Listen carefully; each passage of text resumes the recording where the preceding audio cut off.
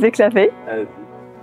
Je m'appelle Virginie Legrand, j'ai 44 ans et je suis chef à domicile en Île-de-France et dans toute la France. Avant d'être chef à domicile, j'étais prof de lettres et prof d'allemand dans le cycle secondaire, donc de la 6e jusqu'à la 1re. Alors j'ai voulu enseigner parce que j'aimais beaucoup transmettre, j'aimais beaucoup la jeunesse et je me disais que c'était hyper important de laisser une empreinte auprès des jeunes qui nous font confiance. Ce que j'adorais, c'était vraiment de créer une relation de confiance entre le mois de septembre où ils arrivaient et le mois de juin où ils repartaient parfois en me disant « Merci madame pour tout ce que vous nous avez apporté ». Ça, c'était une belle relation humaine. Alors j'adorais enseigner pour le lien que je tissais avec mes élèves. J'avais l'impression d'avoir un vrai sens dans leur éducation, mais ce qui me manquait, c'était d'être indépendante. Je crois que j'aspirais à autre chose. Alors en fait, en 2013, on m'a proposé de monter une école. Je suis rentrée dans cette école en tant que directrice pédagogique en septembre 2013 et en octobre 2013, on m'a dit « Au revoir, l'école est en redressement judiciaire, tu ne peux pas rester ». Donc, j'aurais très bien pu reprendre mon poste en septembre 2014, sauf que je crois que ça a été vraiment le déclic pour me dire « Je crois que tu es à la croisée des chemins et que c'est maintenant ou jamais d'avoir ta liberté ». Ma liberté, c'est vraiment ma créativité, c'est de pouvoir gérer mon planning comme je l'entends, de pouvoir choisir mes rencontres, mes prestations, voire même mes clients, et puis surtout de m'exprimer, sans tricher et sans me contraindre. Et en fait, j'ai commencé à cuisiner quand je me suis mise en couple, donc à 20 ans, avec le papa de ma fille. Je recevais beaucoup à la maison. Donc le samedi, les dîners, tout ça, j'adorais. En fait, j'adorais orchestrer. C'était vraiment l'événementiel plus que le repas en lui-même.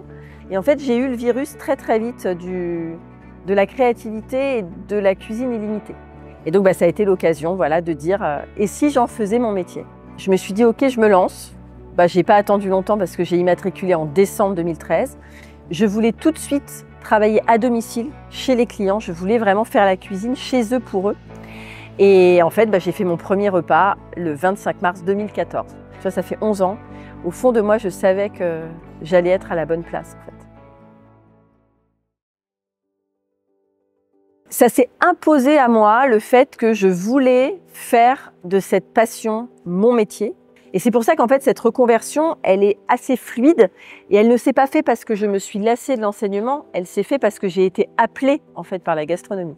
C'est assez perché, je reconnais, mais c'est vraiment ça. Donc tout a été très vite. Je ne voulais pas passer par la case des écoles, je ne voulais pas passer par la case du CAP, je sais que c'est assez dingue. Je suis pleinement autodidacte, voilà, on peut le dire. J'ai aucune formation, j'ai tout appris au travers de mes rencontres, au travers de ma curiosité surtout, et puis de ce petit, on va dire, cette petite magie qui est en moi et que je fais sortir de plus en plus. Ouais, en fait, je crois que le risque, c'est aussi ça qui me fait vibrer. J'étais impatiente. Puis je crois que j'avais aussi peut-être la peur d'échouer, de me dire, moi j'ai été prof pendant longtemps, j'ai fait passer des diplômes à plein de gens. Est-ce que je suis capable, pas capable Ouais, j'ai peut-être voulu éviter l'échec, hein. Ça je l'ai jamais dit. Mais non, j'étais très impatiente d'être dans le bain, en fait, tu vois, tout de suite. Je voulais pas attendre, parce que je pense que si j'avais attendu, peut-être que je me serais retirée. Et là, j'ai voulu aller tout de suite dans le truc par vraiment instinct et intuition très, très irrationnelle. Et tu vois, finalement, 11 ans après, je sais que je me suis pas trompée. Alors j'ai choisi de cuisiner chez les gens plus que d'aller dans un restaurant parce que j'aime l'intimité. J'aime la convivialité, j'aime un peu la familiarité aussi. Je voulais être à la rencontre des gens comme je l'étais en fait dans une classe, un peu en représentation aussi. Et puis toujours cette idée de transmission directe. Je crois que le lien pour moi est très important. Je crois que le fait de mettre en scène, c'est aussi important parce que j'ai peut-être besoin de reconnaissance. Je suis chez eux, ils m'ouvrent leurs portes. Moi, je travaille beaucoup avec des particuliers, donc c'est beaucoup des événements chaleureux, des événements d'amour en fait. Et je crois que ça me régénère beaucoup. C'est ça qui me donne l'énergie. Ce que j'adore, je crois, c'est le côté nomade. C'est le côté d'être dans des cuisines différentes en permanence. Enfin, c'est vraiment anti-routine en fait. Et c'est vrai que c'est complètement différent de mon métier d'avant. Enfin, tu vois, le lien, il est quand même assez dingue et c'est très addictif en fait. Une fois que tu as goûté à ça et que tu sais que ça te représente, tu peux plus aller ailleurs. Tu peux plus aller te cacher dans une cuisine de resto. Alors, j'ai un client qui a résumé mon métier. En fait, je reçois mes clients chez eux. Et j'ai trouvé ça incroyable parce qu'en fait, il était à table. Donc, c'est comme s'il était au restaurant, mais en même temps, il était chez lui, mais c'était ma cuisine. Donc, en fait, c'est assez déstabilisant pour les gens de me laisser leur cuisine, mais moi, je dis que ouais, je crée des expériences culinaires à domicile, des expériences sur mesure, et du coup, je leur apporte le restaurant dans leur salle à manger. Je ne fais pas que cuisiner. Bien sûr, je transforme des ingrédients, mais en fait, c'est vraiment cette idée de s'exprimer devant les gens, de donner quelque chose de moi. Et en fait, on m'a dit, ce qui est génial, c'est qu'on sait que c'est du travail. Et qu'en fait, tout était tellement fluide qu'on a l'impression que c'était facile. Donc c'est vraiment quelque chose qui est très très organisé, très anticipé, très millimétré. C'est s'adapter en permanence, c'est porter des choses lourdes parce qu'en fait, tout mon repas, je dois l'amener chez les clients. Donc vraiment jusqu'au beurre, jusqu'à l'huile, jusqu'au sel, jusqu'au poivre. J'installe tout en fonction des recettes. J'ai mes fiches, stabiloté, liste, parce qu'il faut que j'oublie rien. Et puis après, je me mets en cuisine pour finaliser. Les invités arrivent aux alentours de 19h30. Je sers l'apéritif et puis après je découpe. Donc en général, c'est 3 pièces cocktail, une entrée, un plat, un dessert. Je reste aux alentours jusqu'à 22h30. Je nettoie tout. Je laisse les torchons dans la machine à laver. Je reprends la voiture. Je me couche avec la fierté et la satisfaction du travail accompli. Alors moi, les gens qui me contactent, en général, savent que je fais du sur-mesure et que le menu, il est 100% personnalisé.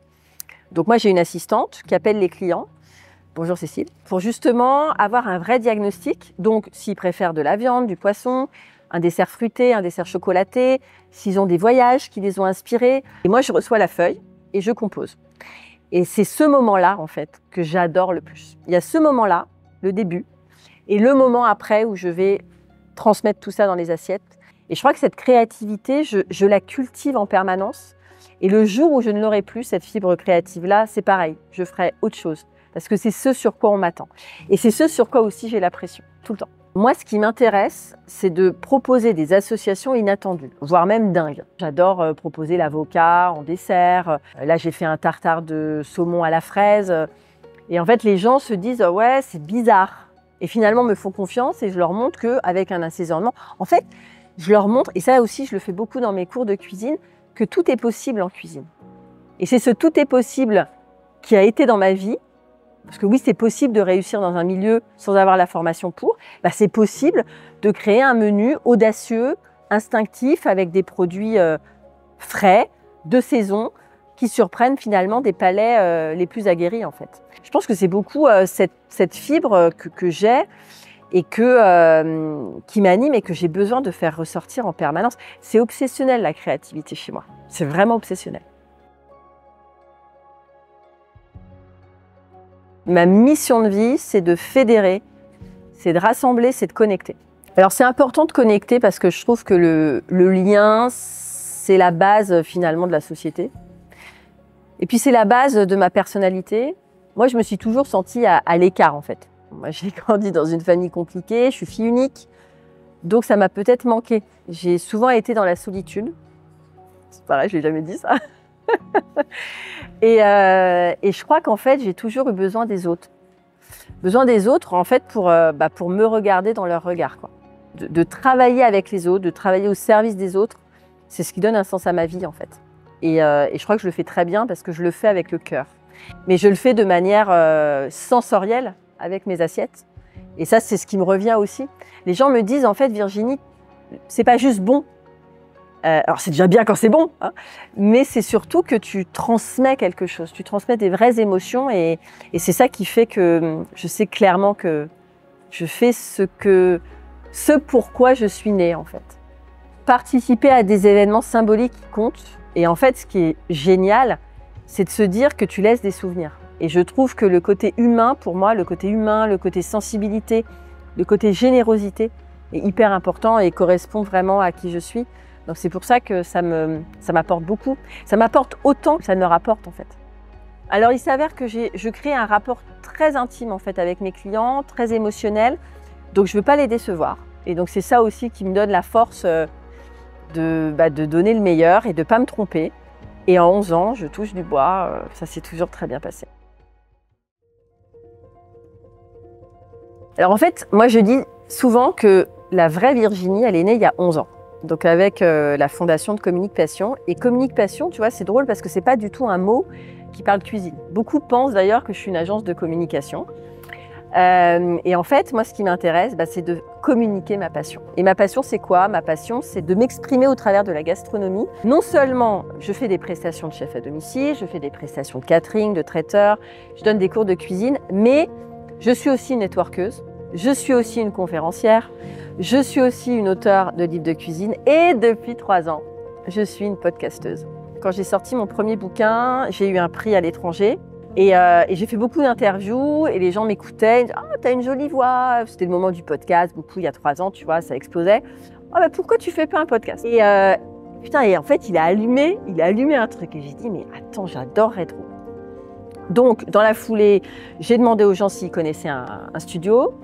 J'ai trouvé le studio module tout de suite, j'ai adoré. J'envoie un message à 40 personnes en disant « Je lance un podcast en septembre, est-ce que tu viens ?»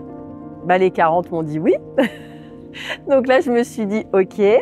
D'office, moi, je voulais 4 personnes. Je voulais mettre la lumière sur l'artisanat, sur des photographes culinaires, sur des communicants, sur des foodpreneurs, sur des gens qui créent en fait. Je voulais comme une table de restaurant. En fait, tu vois, on est toujours dans cette idée de convivialité, de partage. Et en fait, j'ai tourné mon premier le 12 septembre 2022. Là, j'en ai tourné plus de 65. J'ai reçu plus de 250 personnes. Mon podcast s'appelle Passion sans modération et je voulais rencontrer des gens qui ont les mêmes valeurs. C'est une très belle histoire de rencontre. C'est une très belle histoire de partage. Et là aussi, je me suis découverte quelque chose, quoi. Parce que je surkiffe faire ça. Et c'est devenu une vraie communauté, en fait. Donc, ouais, je suis très fière de ça aussi. Plein de gens, depuis des années, me posent la sempiternelle question « Et quand est-ce que tu ouvres ton restaurant ?» Voilà. Donc à ces gens-là, je dis « Jamais !» Parce que non, je ne m'enfermerai pas dans un restaurant. Par contre, ce qui me titille beaucoup, c'est évidemment d'avoir un lieu à moi. Un lieu hybride. Moi, c'est vrai que je vais dans toutes les directions. Je suis un peu un électron libre. Je pense que beaucoup l'ont senti. Et ce serait un lieu qui puisse mélanger toutes mes intentions, toute ma passion, mais avec des espaces différents. Un labo, donc pour mes prestats. Il y aurait un atelier de cuisine, évidemment, pour mes cours de cuisine. Il y aurait un studio de podcast, parce que ça, je kiffe, en fait, interviewer les gens. Et il y aurait un espace de coworking, parce que j'adore permettre aux gens aussi de s'exprimer dans l'entrepreneuriat et de permettre de s'épanouir aussi dans ça avec d'autres gens qui sont leurs pairs, en fait. Donc, ce serait un lieu hybride. Voilà, ce serait mon lieu. Ce serait le lieu de ma passion, en fait. Ou le lieu des passions. Ouais, en 11 ans, je me suis pris beaucoup de gifles. Ouais, je me bats. J'ai fait un podcast il n'y a pas longtemps, donc là, de l'autre côté, et on m'a dit, voilà, c'est 11 ans de quoi? Oui, bien sûr, c'est 11 ans de rencontres, 11 ans de création, 11 ans de prestations, 11 ans de bonheur, mais 11 ans de combat.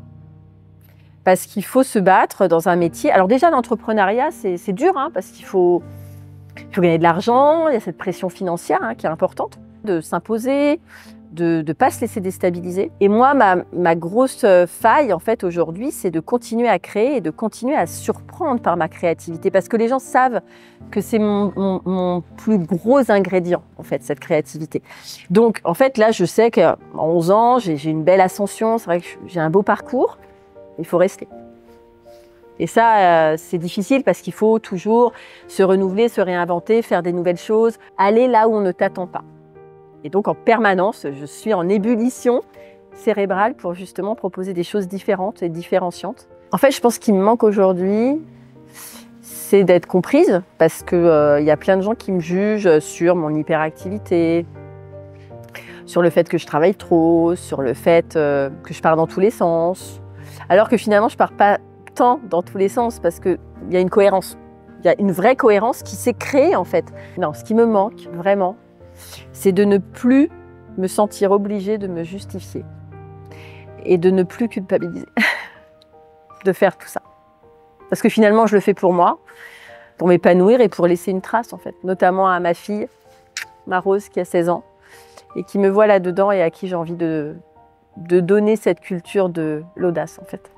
Il faut que j'arrive à à me défaire de tout ça, de toutes ces émotions négatives qui peuvent parfois paralyser quelque chose, mais qui finalement, cette résilience en fait, c'est ce qui me permet de déplacer des montagnes, je pense. Donc je remercie tous ces gens qui m'apportent des énergies négatives parce que ça me permet de me tirer vers le haut, quoi.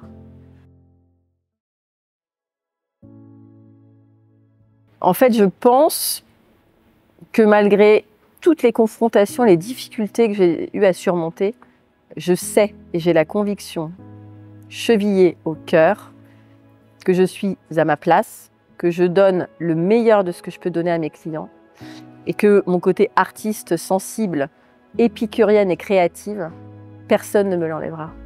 Je suis très fière de ces 11 ans parce que ça a été un chemin semé d'embûches, avec ma capacité intérieure aussi d'absorber tout ça, tout ce stress, toute cette pression.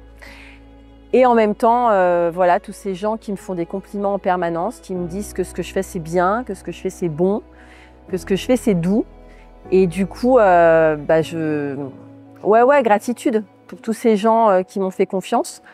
Et puis, fierté de n'avoir jamais capitulé, malgré tout ce qui a été difficile sur mon chemin. Si vous faites appel à moi, c'est que vous allez avoir une expérience de convivialité, mais en même temps de raffinement. Vous allez avoir un menu qui vous ressemble pour un événement qui vous rassemble. Et vous allez avoir une chef pétillante, passionnée, donc un peu passionnante, qui va transformer votre dîner en un souvenir atypique.